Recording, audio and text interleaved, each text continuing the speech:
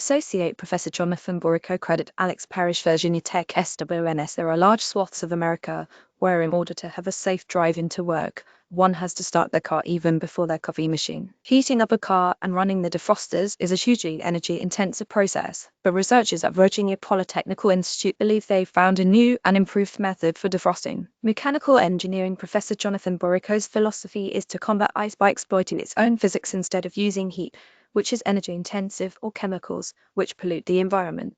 The team's previous work leveraged the small amount of voltage that naturally exists within frost to polarize a nearby water film, creating an electric field that could detach microscopic ice crystals.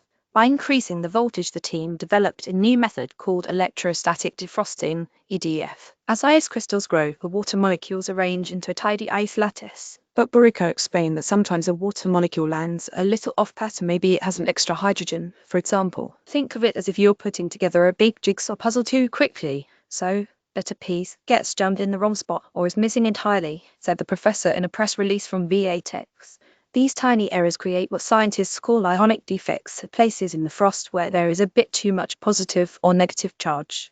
The team hypothesized that when applying a positive voltage to an electrode plate held above the frost, the negative ionic defects would become attracted and migrate to the top of the frost sheet, while the positive ionic defects would be repelled and migrate toward the base of the frosts. In other words, the frost would become highly polarized and exhibit a strong attractive force to the electrode.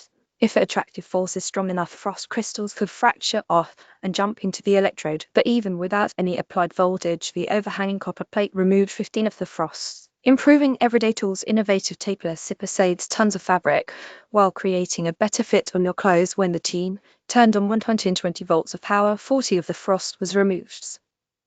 At 550 volts, 50 was removed. At higher voltages, less ice was removed until a strange contradiction in their theoretical model was corrected.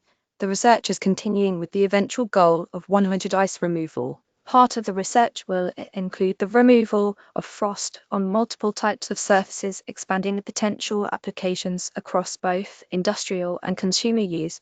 More Valtech research, plastic waste can now be turned into soap thanks to Eureka moment from Virginia Tech. This concept of electric de-icing is still in a very early stage, said Boreyko. Beyond this first paper, our goal is to improve EDF by reducing charge leakage and attempt higher voltages and electrode placements, among various other emerging strategies.